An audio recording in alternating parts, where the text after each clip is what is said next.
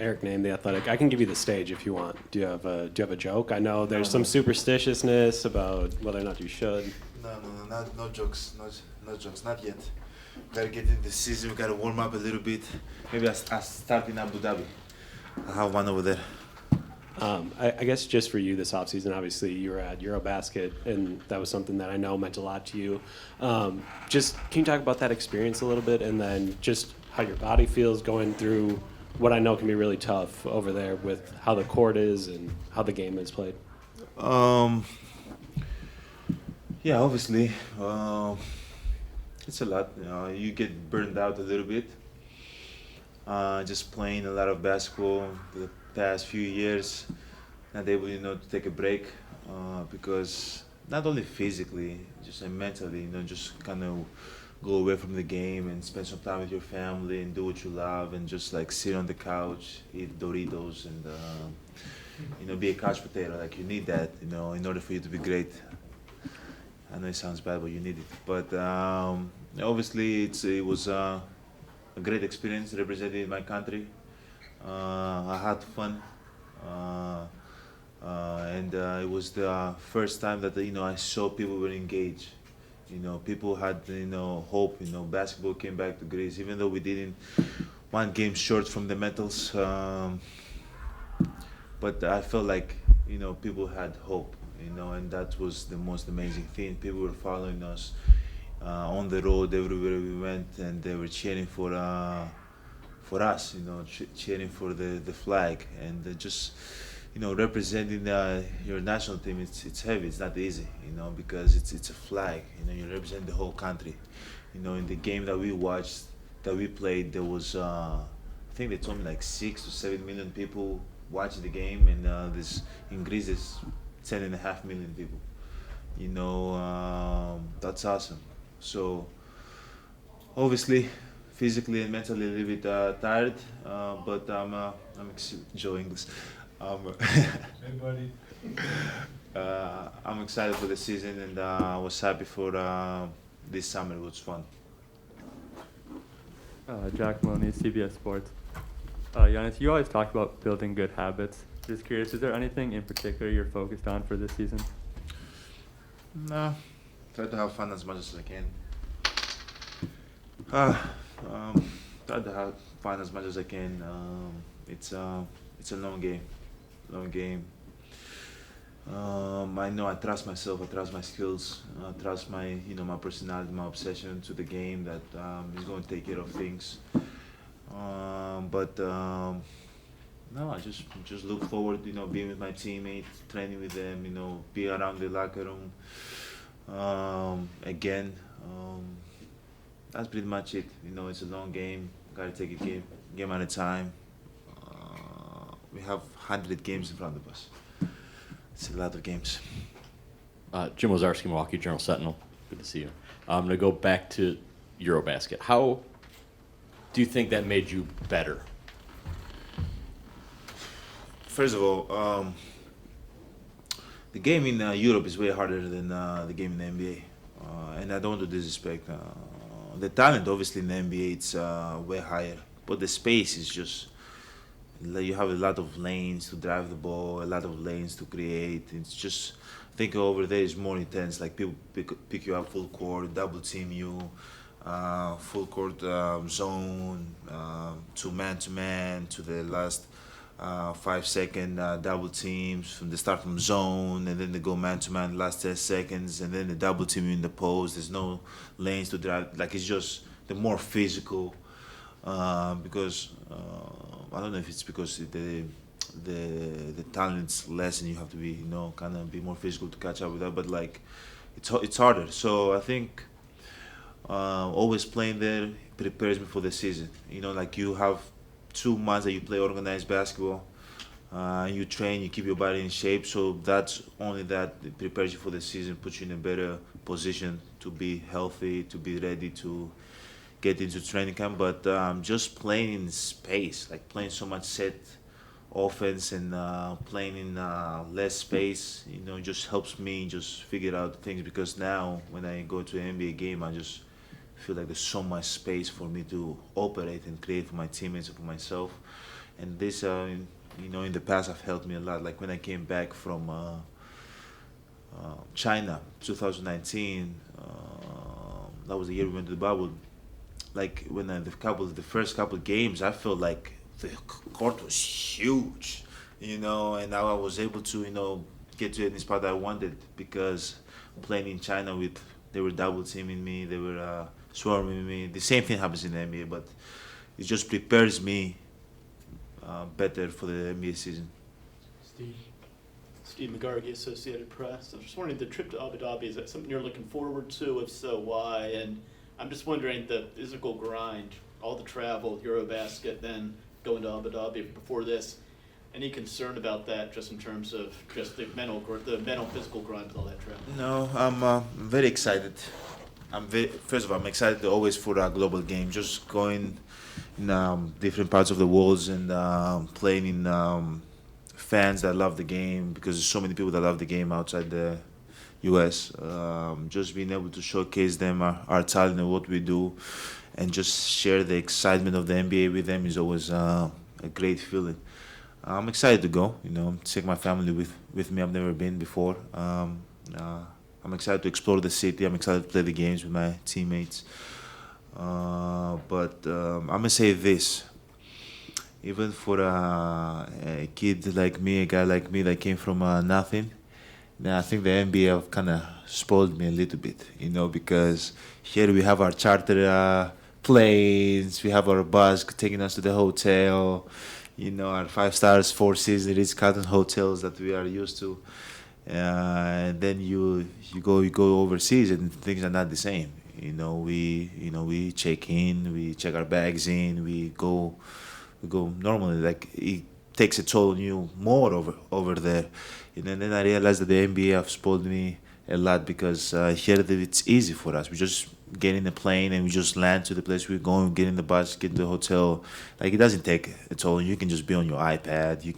There's always food for you, snacks for you. Like this is, like we are blessed. We are beyond blessed.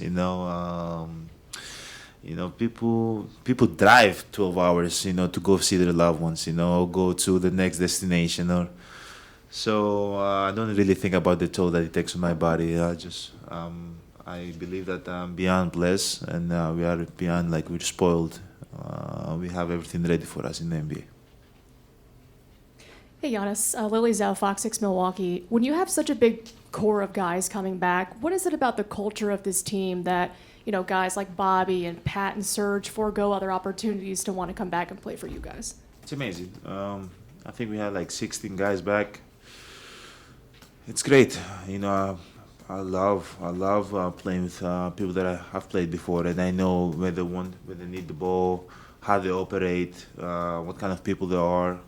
I think in the NBA, some years you always build like new relationship. And once you're in the like peak of that relationship and you figure out how to play with that guy, maybe he moves to a different team.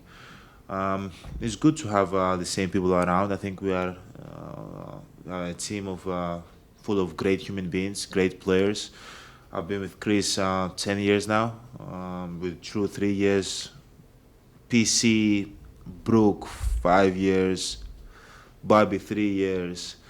So it's just nice to have the same people around, people that I've won a championship with, and we try to work harder and get better to win another one. So you don't see it very often in the NBA when you have the same group of people and you just add to it.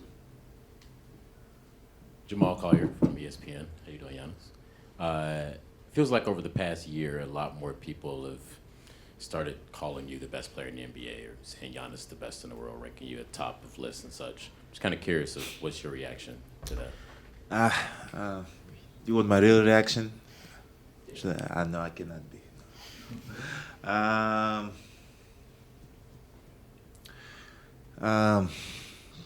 Do I believe that I'm one of the best players in the league, and the way I help my team be great and win games, it's efficient and effective? Yeah, I do believe.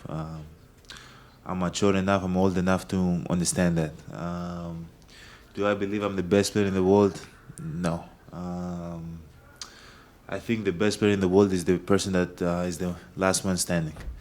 You know, is the person that takes his team to the finish line, and helps them win the game. You know, win games and become champion. 2 years ago when we did that, yeah, you know, when I was sleeping in my bed, you know, I was like, yeah, maybe I'm the best player in the world, you know. But now, no.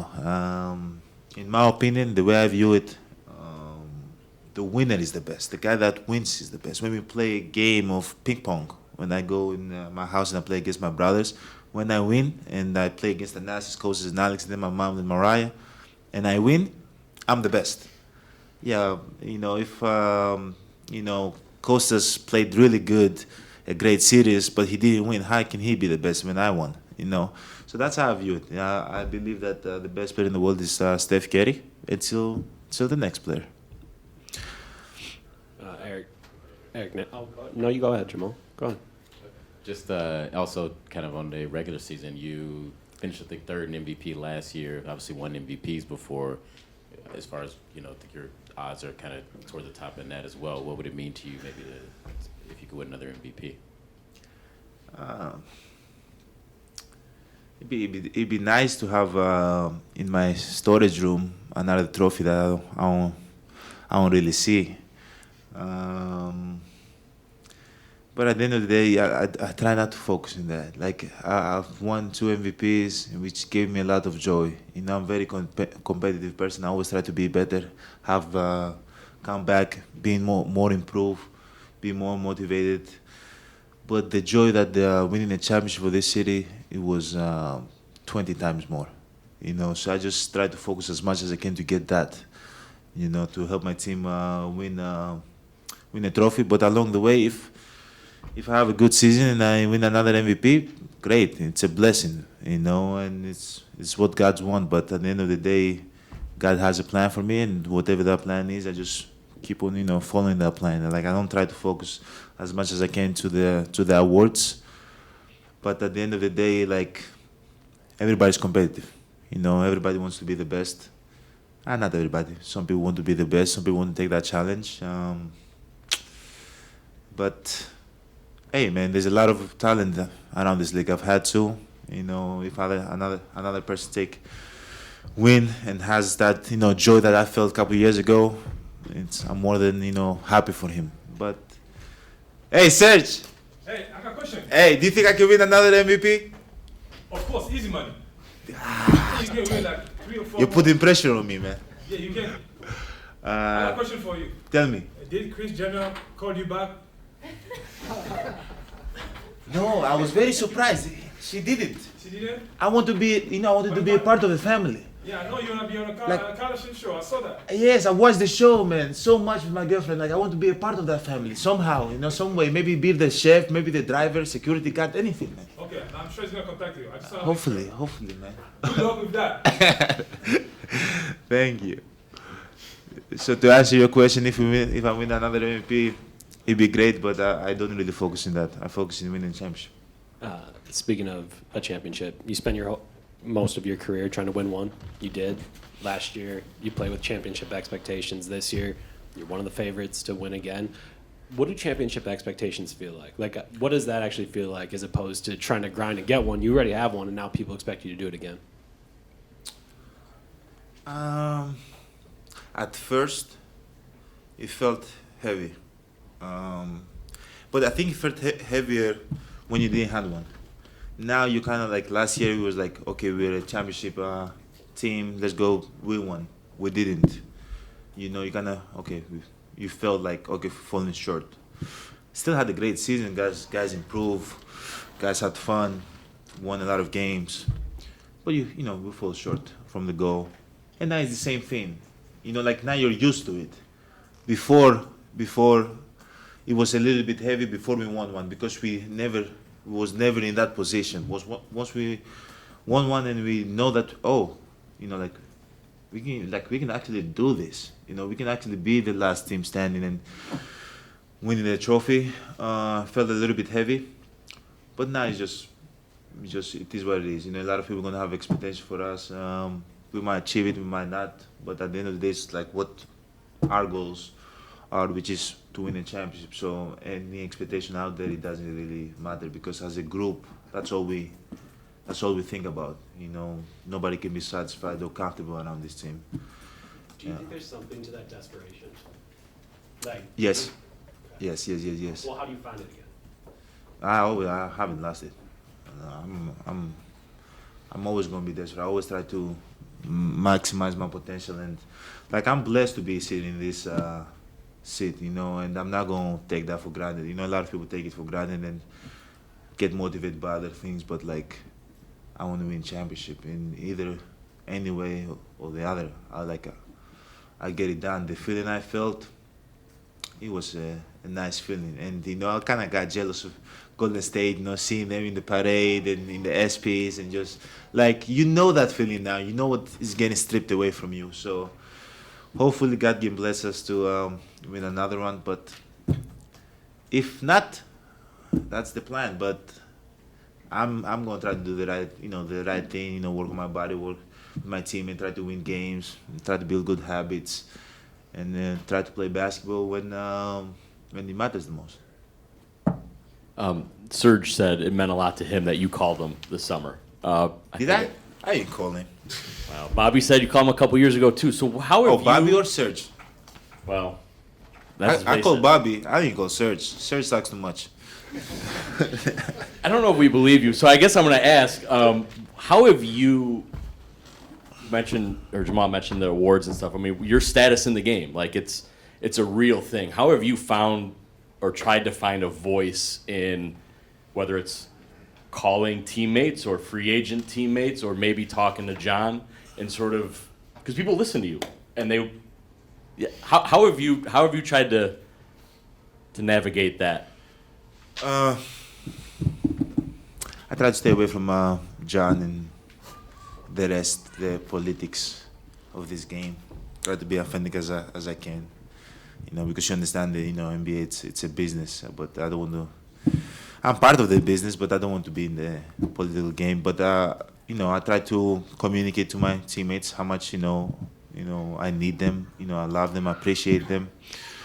Want to play with them, you know, for a long time. That we have a great organization, great culture here. What we've built from, you know, day one until today, it's been unbelievable. We have another phase that we got to get to.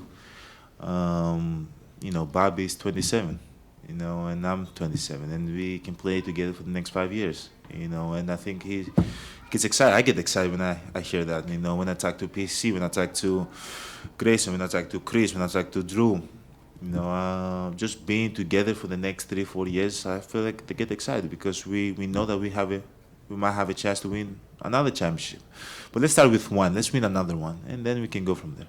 You know, but that's what I try to communicate to my teammates. You don't try to flex that a little bit and say, John, we should do, this is what I would like to feel comfortable. No, I'm good in playing basketball, staying in my lanes, and, you know,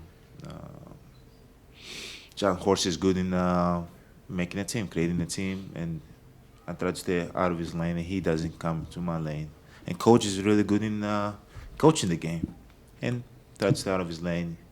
But he comes to my lane, he tells me, play better, You know, we got to work on that. But I just try to stay in my lanes.